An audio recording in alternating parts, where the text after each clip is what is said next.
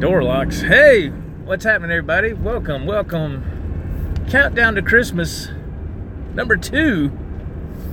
It's Monday, man. Monday. It's a beautiful Monday. Golly, it's gorgeous. It is a comfortable 56 degrees on this Monday driving to work.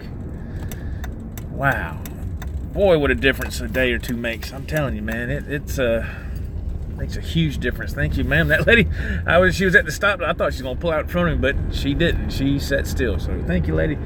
Big Dan Hall, the accountant, is in the house. What's up, Big Dan? How are you, sir? Thank you for joining. I appreciate it, sir. And yeah, man. So very, very little of the snow is hanging around. Just very little bits and pieces, you could say. Really, where it's real shady, you know what I'm saying? Where it's real shady, and that's where it's kind of sticking around right now. And then it'll be gone, you know. But everything else is fine, you know. So yesterday went good, man. Got to work and went on down there. And Big Jimbo, how are you, man? Jim Guidry's in the house. How are you, Jimbo? Got down to Savannah, everything was good, got that done, and came on back and got home and ate a little something, man, went to bed, got up this morning and messed around with the Katana some more, messed around with some more tones, and I finally figured out how to get the harmonizer to work. I kept wondering, I was like, how do you get the harmonizer to work on here? And I finally figured it out. You go to effects and you click on that. This is when you're on the laptop, on the I guess the software, the program, whatever, the Tone Lab that you download to your laptop. After you open up the menu screen and you go to the when you're looking at it, it says effects, and you click on it, it has a drop down menu, and then you scroll down a pretty good ways, and it gets into that section. It's something I'd have to show you. It's hard to explain. Anyway, I finally figured it out. And see, this is why I would like to have, I don't need it, but I really would like to have that foot controller, that pedal for the Katana, because when you're wanting to solo and you want to go to the harmonizer, you just step on it, it goes to the harmonizer, then you can go back to where you were, right? And it's just a thought, you know. So I was just playing around with some more tones, getting some more experimentation, I guess you could say. So yeah, still a lot of fun, man. I did a quick video before I left the house. It's nothing fancy, of me playing through a Cult of Personality tone. That's what it is. Cult of Personality tone is what it is. And if we're kind of shady on the signal here, I apologize, because I am on these back roads. I just left the house, so who knows what's going to happen there. So I'll post that video after this is done, if anybody would like to. It's only like, what, a minute and a half long. It's not long at all. Just to give you an idea what that tone sounds like. I went through the oh Lord, blinded here, man. Blinded by the light. Can't see anything. I went through the Go Mixer when I recorded that part for the Cult of Personality tone, the video I was just talking about. Sorry, I didn't know this thing even went offline. The sun's hitting right now. I couldn't see it. I just moved my hand and I saw it says, reconnect or whatever. I was like, what? So, sorry. That's the whole thing about going live, man. You never know. Michael Bishop, how are you, sir? I just now saw your name, man. I'm sorry. Michael Bishop is in the house. Big Dan says, great job on those songs. Joe, thanks, man. I appreciate it. Thank you very much, man. I appreciate it. Yeah, I just, I still got some more songs to do. I thought about maybe doing that today, and I said, no, I want to mess with this Katana some more, just to goof around with it. Anyway, that's what I did before I left work. So now we're heading to work. We got to find something to eat, and man, what is today's date? What is today? I don't even know. Was it like the 12th or something? I don't even know what the date is. I meant to look on my phone and I didn't. Sinner's in the house. What's going on, man? How are you, Sinner? From That Metal Stage Podcast. All right, so yeah, we're gonna. It's that time of year, man. See, look on the screen. Look at the sun. It's lurking in the background, and right when we turn up here to turn left, it's gonna go. Boom. It's gonna hit smack dab. I'm telling you, right there in the middle. Man, oh man. Oh God. Sheesh. So, let's see what this guy's doing up here. It's Michael Bishop says it's the 11th Monday. Thank you, Mr. Bishop. Thank you. I just couldn't remember what day it was. I really didn't look, you know.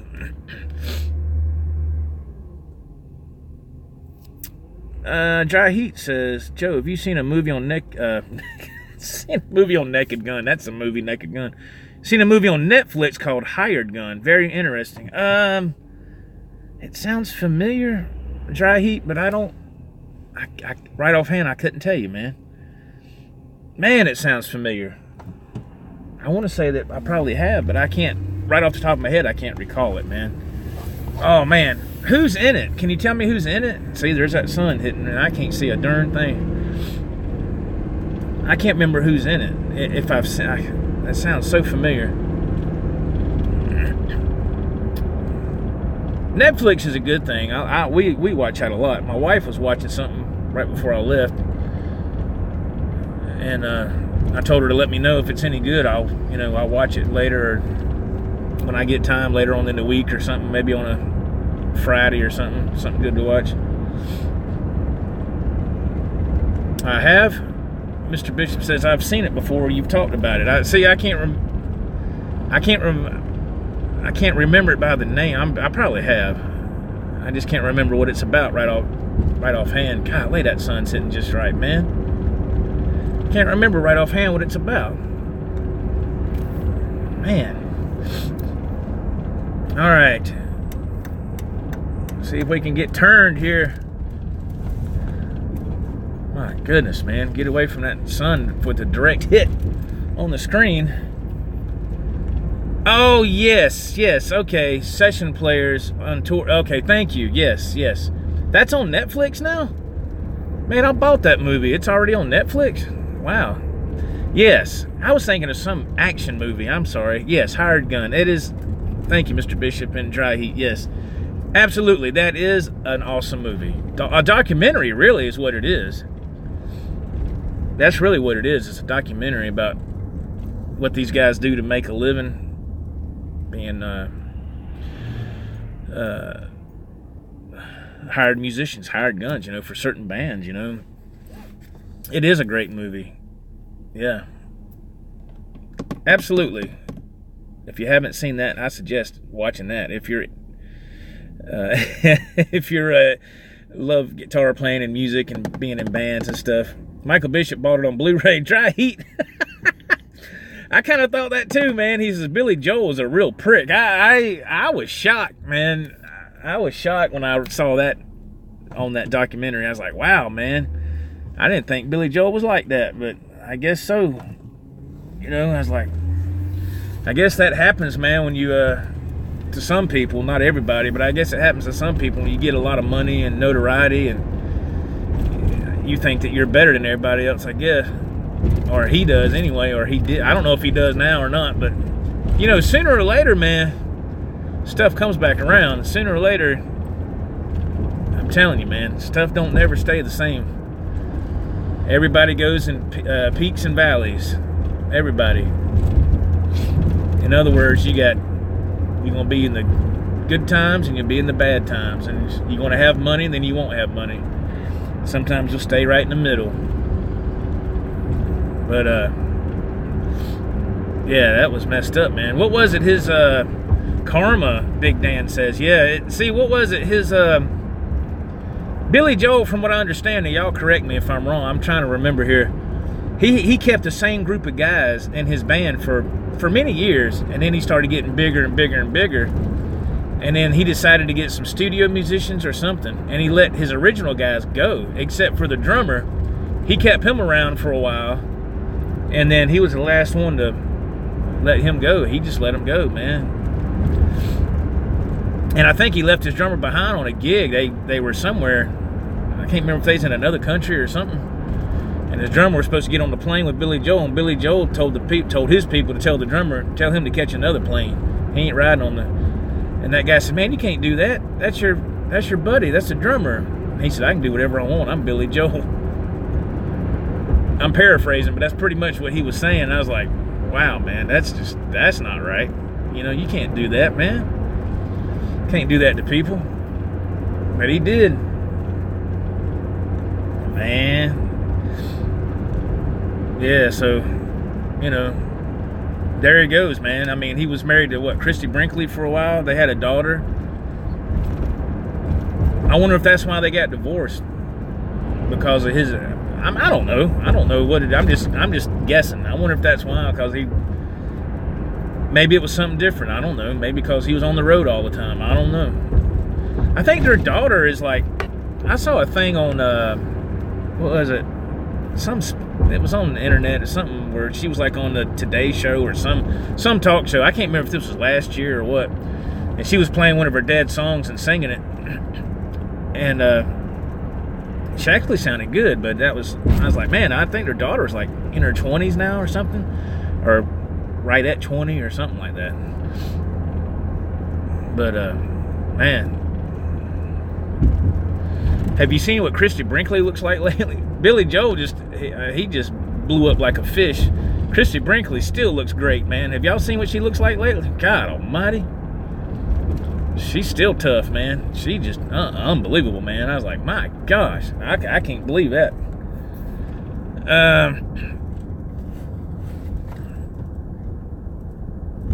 Mr. Bishop says, I like to have stuff on video about the history of music. The music that you like. Yeah. That's yeah. When I looked at the previews for that documentary, I was like, oh man, I'm all over this, because it's about guitar players, and you know, it had some drummers and stuff too, bass players and all that. But it was more about the guitar stuff is what got me, and plus the story was good too. The whole story was great, you know, about what these people went through, and you know. It just shows you, man, if you get a shot at the brass ring, man, you better take it, because it very rarely comes around to many people at all, man. And golly. So if you get an opportunity and you know that it's a good one, and you know you're not getting shafted, take it, man. Take it. I would. If I had the right opportunity present itself to me, and I knew I wasn't getting,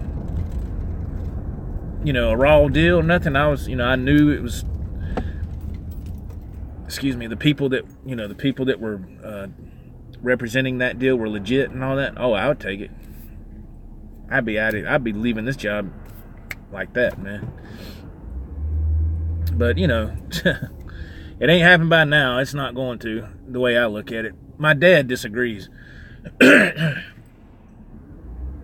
My dad says, you don't never know. It could happen anytime. It's like, Dad, I don't think so. I don't think so. Looks like I'm stuck doing this until I can't do it no more, I guess.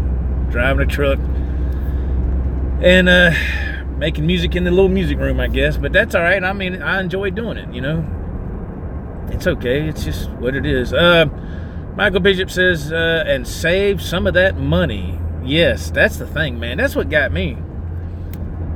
Well, of course, people that blew that, they were young, you know. But, man, if I had a chance to get, you know, coming to some money like that, man,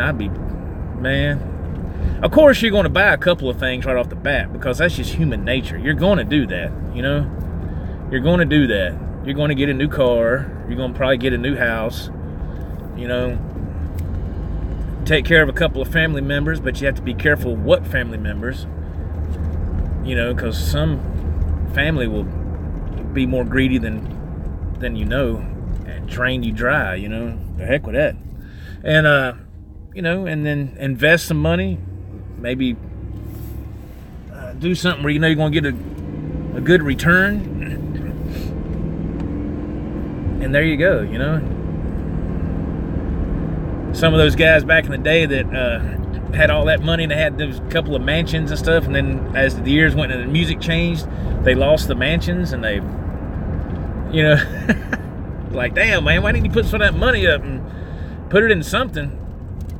Now, here's an example. Now, I know this might sound silly, but it's we're getting on this back road, y'all, so get ready for pixelation and maybe even a drop signal. But here's an example. Y'all know who Mark Wahlberg is, the actor. You know, he's got that restaurant chain called Wahlburgers or Wall, something like that. You see there? Him and his brothers have that, man, and they got their mom in on it too. They're making a killing on that, and that's a restaurant, you know, kind of like a fast food kind of thing. They're making a killing off that, man. That's what I'm saying. He's got something that's making money. Dry Heat 480. Alice Cooper seems like a cool guy to work for. Yeah, he does, man. He does seem that way. Yeah, I've thought that myself, man. I've thought that myself, actually. Thank you for the thumbs ups, folks. The thumbs ups help the channel tremendously.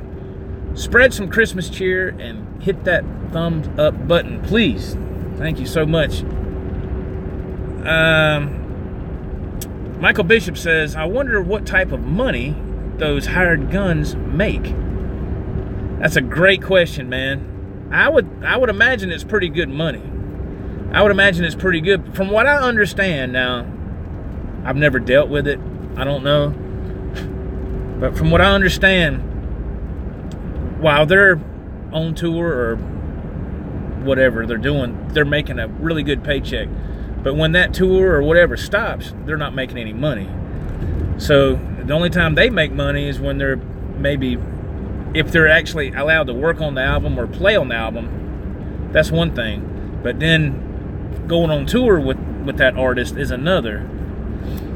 Because I don't think them people are going to get no kind of residuals. I think just the main artist would get the residuals, you know, royalties and stuff. But the hired guns, that's why you see those guys playing for different people, man.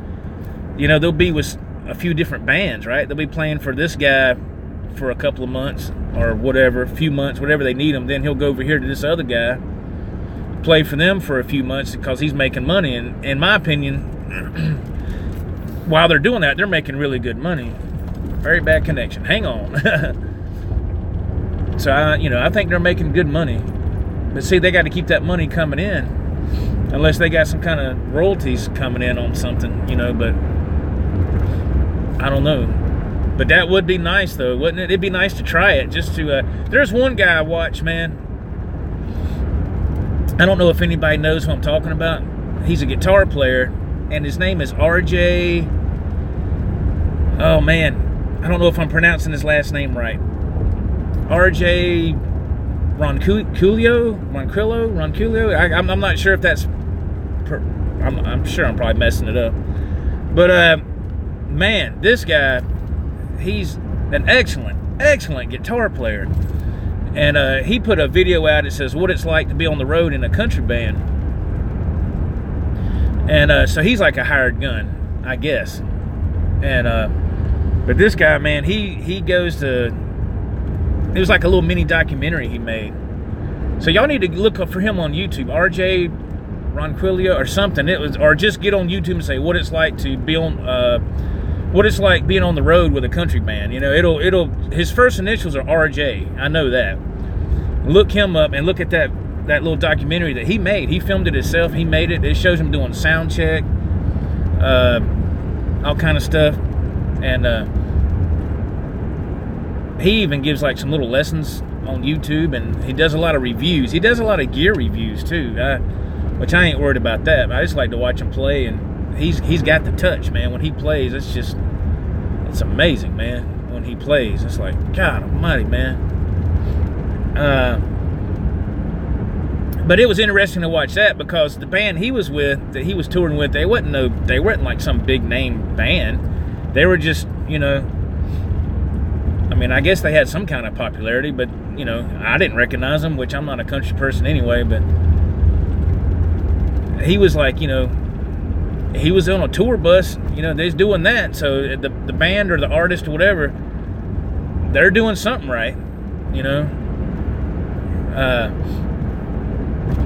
Because for whoever to pay for that tour bus every day, that's a lot of money, especially for the fuel for that thing too. So, and they were playing like at clubs and stuff. They weren't playing. I didn't notice he was playing like some big arenas or something. He's playing like some pretty nice clubs and stuff. So, but there were some places he's playing some nice places. You know, it was just kind of, my gosh, dude. It just kind of went back and forth. And but yeah, I love watching his stuff, man. He's really he's an excellent guitar player. I just happened to come across him on my YouTube feed under my recommendations, and they said what it's like being on the road with a country band, something like that. And I was like, who is that, you know? And I watched it, and I was like, man, this guy, he's cool, man. And I'm not trying to be weird. I'm not trying to be weird. I'm just saying he reminds me kind of sort of Lou Diamond Phillips. Y'all know who that is? Do y'all recognize that name? If you don't, here's the movie that he's associated with the most, La Bamba. He played Richie Valens in La Bamba back in the 80s or 90s or whatever.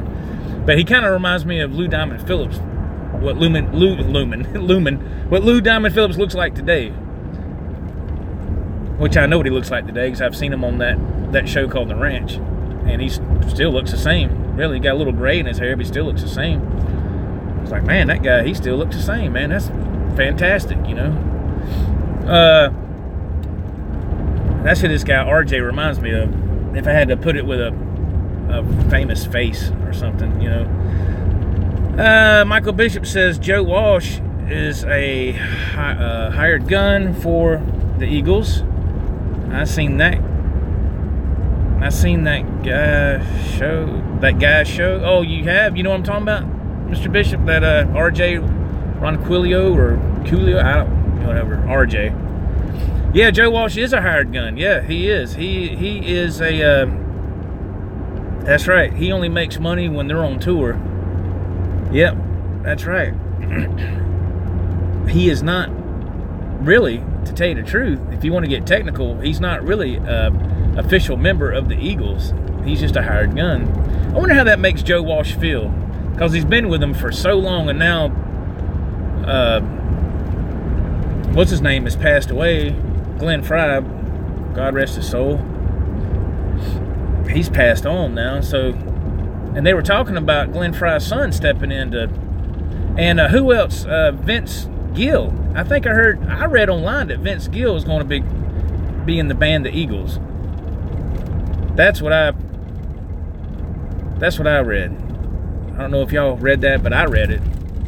I saw it online. I said, Vince Gill's going to be doing something with the Eagles? So I don't know if that's something that's going to be coming around this coming summer, or if that's just a hoax or what, but I don't know. We'll find out. Dry Heat says, I find it messed up that big guys like Metallica don't even control their own effects. Tech does everything. Oh, you mean guitar effects and stuff? Yeah, I've wondered about that myself, man. I guess, yeah, I don't know, man. That's putting a lot of trust in somebody, but and that tech has to know every morsel of every song to know where to put that effect, you know. I'd want to just do it myself. I mean, you know, would it be that hard? I don't know. I don't think it'd be too bad, but that's just me. I mean, what do I know? Center says stage is so big it would be hard to time effects. Most, if not big bands, have techs do it. Well, there you go. Yeah, like I said, I've never experienced that, so I wouldn't know. I wouldn't know.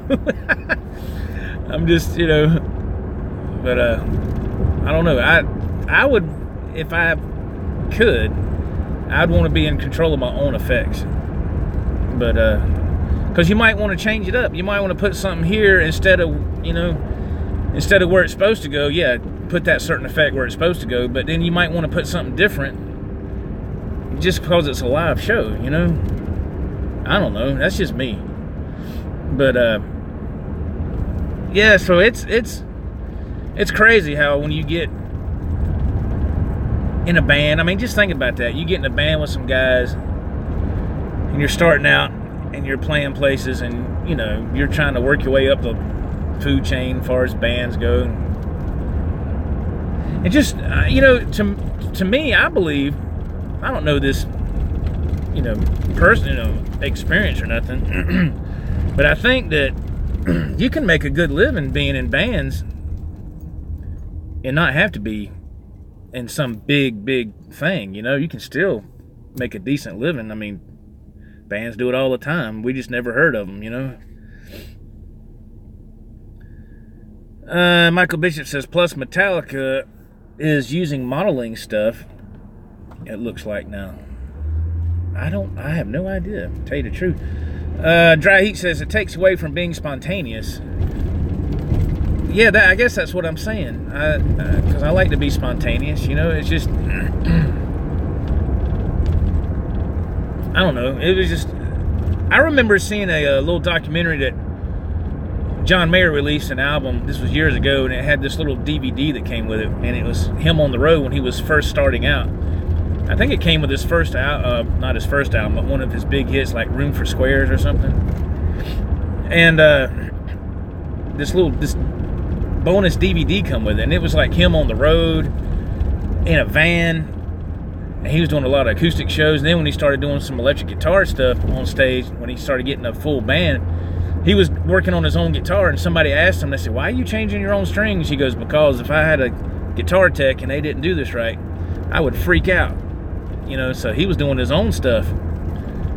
But I guess after a while, when you start getting big and all that, you get busy doing interviews and stuff like that. You can't really put that much of your own attention in that kind of detail, I guess. I don't know. But I'm going to tell you what, though.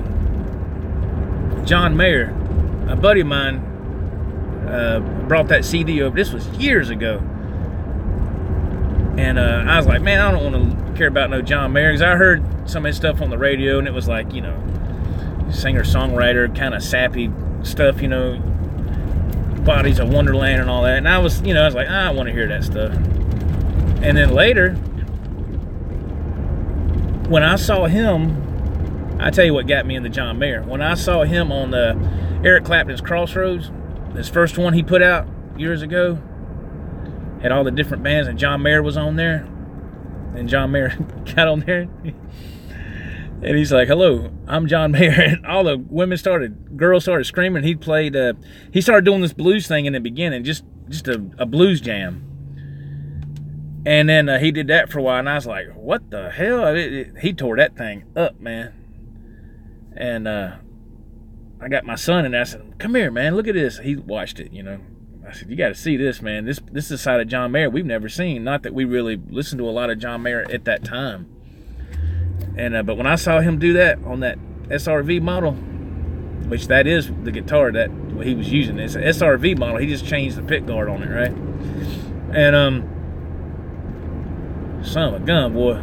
And he got done doing that, and he played one of his songs. That's what got that right there is what I said, man, I got it. And then he came out with a John Mayer trio.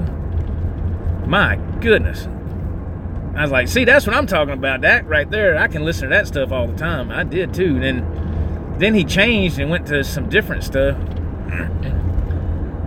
And he started doing like some Bob Dylan type stuff. He started wearing this goofy ass hat and stuff. And I was like, what the hell is John Mayer doing? And I think now he's finally back to, he's went full circle.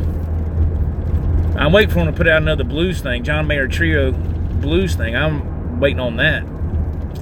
I don't think he's put one out yet, but my son has went and saw him twice. My son's a huge John Mayer fan. As far as the guitar and blues guitar stuff goes, my son's I am too. I love his guitar playing. He's amazing.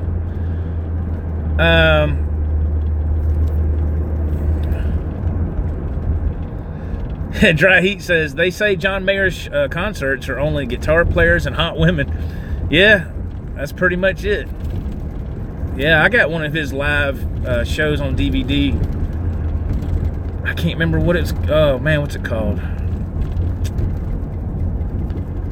I can't remember right now, but I watched it, man. And what's the... Here's something I like to ask. I see a lot of bands do this, especially when you see them like on...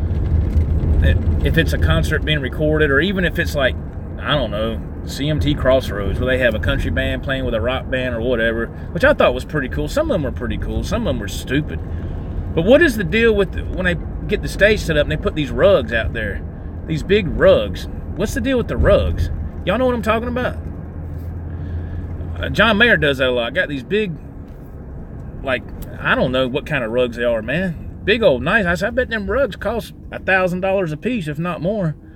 You know?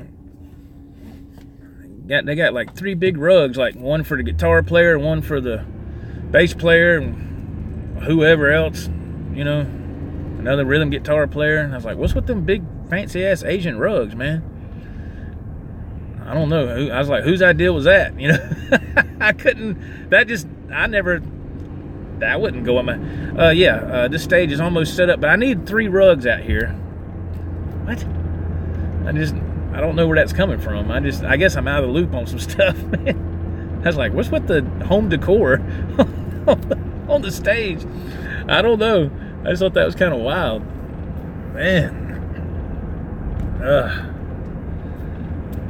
Covering cables, you reckon? Maybe that is what it... I don't know, man. I don't know. His pedal board was on top of the rug. So I saw cables there. So I don't see how that's... I don't know, man. Maybe it is. Maybe it is. Maybe that's what it's for. I don't... Like I said, I've never experienced that. You know, I just thought that was kind of wild. And I was like, man. But yeah, he is an awesome guitar player, man. I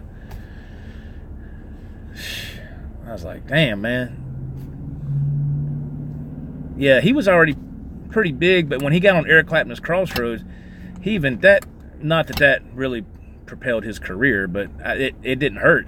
It helped, you know, in the guitar community, at least. And ever since then, when Eric Clapton's had a Crossroads special, John Mayer's been on there, and John Mayer got to play with Eric Clapton on stage. It was like some morning show, like Good Morning America or something. Him and Eric Clapton and John Mayer did. I think that's the song they did. They did Crossroads. I remember that. What was that? A couple years ago, they did that. I was like, man, that was cool. You know, like, man, can you imagine playing on stage with Eric Clapton?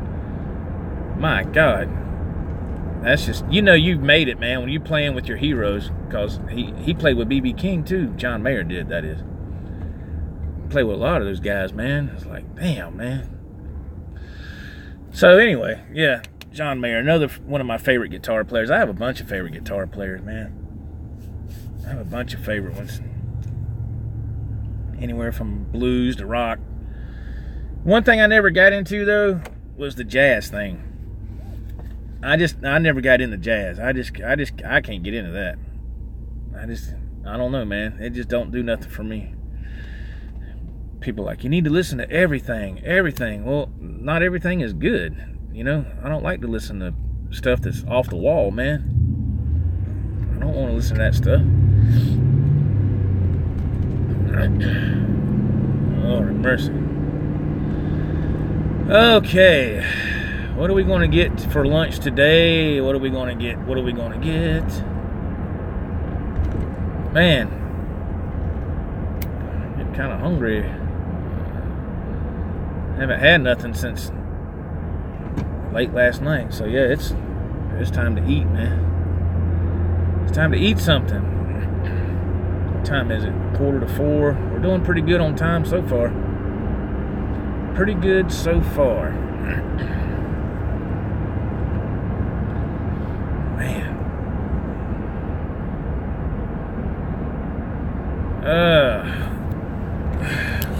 Let's see here.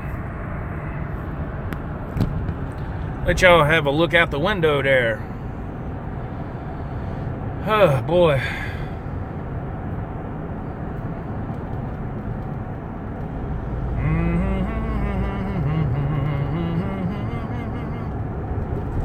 everybody got their Christmas shopping done? I think my wife said she's about done, which I still gotta get her something. I don't even know what to get my wife, man. I need to ask her what. Oh, wait a minute. I have an idea. That's right. I can't say it on here in case she watches this, so I don't want to give it away. But I do have an idea. I just got to figure out how much it is, if it's in stock. Yeah. Huh. We'll just have to see. Oh boy. Let's see. Man, I went to Hardee's one day last week, and they got this $5 box special. I went there and I was like, that looks pretty good. And it's a double cheeseburger and a hot dog and fries, and it comes with a chocolate chip cookie, right? And I said, well, let me get that $5 box. And, all right, man, I got that thing. That son of a bitch was small. The hot dog didn't have nothing on it. No ketchup, mustard, chili, nothing. It was just a plain hot dog, you know? I was like, no. So I won't be doing that again. It was pretty good, but I mean, what do you expect for $5, right? You know? Dry Heat says, nothing amazed me more than seeing Stevie Ray Vaughan front row center with Stray Cats opening. Wow. That's awesome. That's, yeah, I wish Stevie was still around, because he was always loved his guitar playing as well. Yeah, I don't think I'll get the $5 box, man.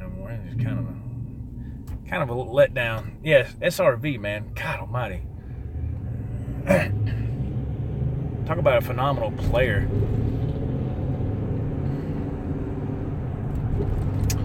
Michael Bishop wants to know, does anybody mix music with studio monitors?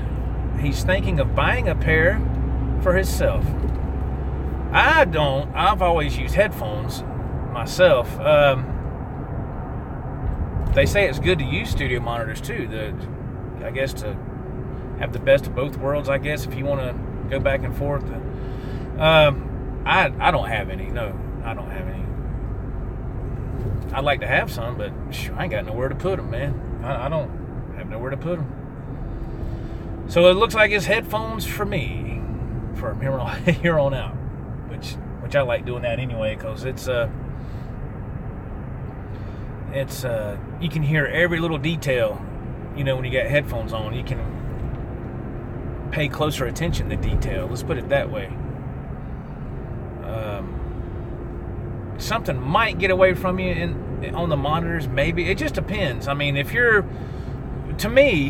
mixing with headphones, that's great, and you think when it's like, oh, that sounds great. You take your headphones off and play them through the studio monitors. You know, that's the way I would do it. Now, I'm sure everybody's different, but that's how I would do it. Just me personally, but you know. But no, sir, I do not have any. I did think about that at one time. It's been a while back, and I said, nah, I just get some decent headphones. So that's what I did. Plus, it's more convenient for me.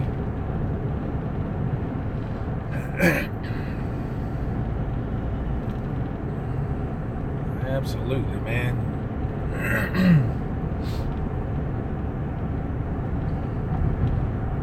Wonder how many people are going to get a new car for Christmas. You go down to here and you see all these. There's quite a few car lots. We passed most of them already, but all these. Here's some more. It's getting toward the end of the year. It's probably get some good deals if somebody's in the looking for a car. I still got plenty of time to pay on this one. Yeah, if you're in the market for a vehicle, I guess now's the time to be looking, huh? They want to get them 2017s off the lot and get ready for the 2018s, which I'm sure they're already starting to get. Oh, we make you a good deal. We make you a good deal. I'm sure you can. Man. Also, it makes me wonder, you know, you remember when the hurricane came through Texas and it talked about all those cars that got completely ruined from all that water damage. It makes me wonder if they tried to keep some of those to sell to somebody. I would hope not. I mean, man, that's talk about a total washout, no pun intended, but all those cars. And they had to send all those cars away, or I don't know. It's like, what do they do with all those cars? Do they put them somewhere and use them for spare parts? And somewhere they just, what do they do? Because they all got ruined from the hurricane, right? You can't sell them. You can't. What can you do? I don't know, man. That's something that I'd like to know what they do. Dry Heat says he's looking forward to seeing Shanker here in Arizona next March. Oh, wow. That would be cool, man. So I take it you've already got your tickets, Dry Heat? I take it? That's awesome, man. That'd be a great show. I saw a buddy of mine post on Facebook, I guess it was yesterday or whatever. He went to TSO, that Trans-Siberian Orchestra. Has anybody ever went to that? There's a guy that I used to work with. He used to work here. He would go every Christmas. Him and his wife would go here in town to the Coliseum, and he always got a kick out of that, watching that. And I never been to that. It's pretty cool, but I never really got into that. It's a little much for me. But they say it's pretty cool, a pretty good show. I can't remember how much tickets were for that thing. I couldn't tell you. But he would go every year. It's like, man, they would make their reservations and stuff ahead of time and all that, you know. Man, I think they would they'd see two shows, like one on a Friday and then another one on a Saturday or something. I think maybe it was just the one show that night, and they would go and they'd get a hotel room and spend the night, and they'd leave the next morning. They weren't far, you know, probably an hour away, maybe 40 minutes away, something like that. It wasn't far. But they just said they'd just get a room. They didn't have to fight traffic coming home. They just get a room in that city, Greenville, in the city that night, you know. They said, we'll just, you know, that way we ain't got to be in no rush. And I was like, well, ain't nothing wrong with that, man. As long as you're having fun, that's all that matters, right? Man. Oh, Lord. All right, let's see. Oh, my goodness gracious alive.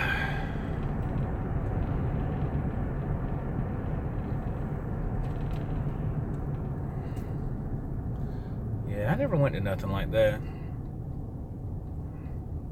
I said, nah, I'll skip it. Especially with this job, you don't have time to go look at nothing like that, man, unless it's on a Friday or Saturday night. And half the time when they got something cool coming through here, it's during like a Tuesday or Wednesday or something, you know. Well, can't do that. I got to work, so it's all good, man. It's all good.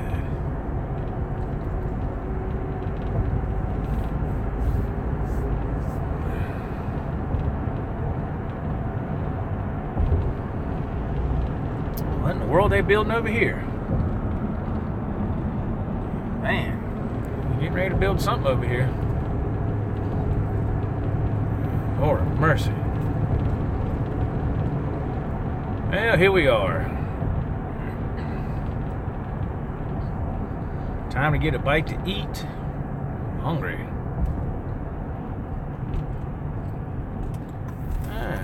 Uh-oh, comes a truck. Easy, big fella. New Oreo bites coming soon. Oreo bites?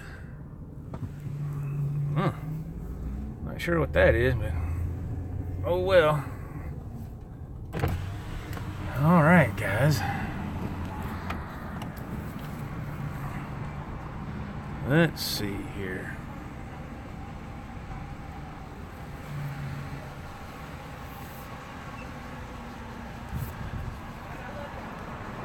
We're happy to meet you. Would you like to try one of our new smokehouse combos? Let's see. Let me get to number 16, the buffalo chicken. Make it a combo. Number 16, combo potato cakes, medium with a Sierra Mist, please. All right. Combo with potato cakes and Sierra Mist.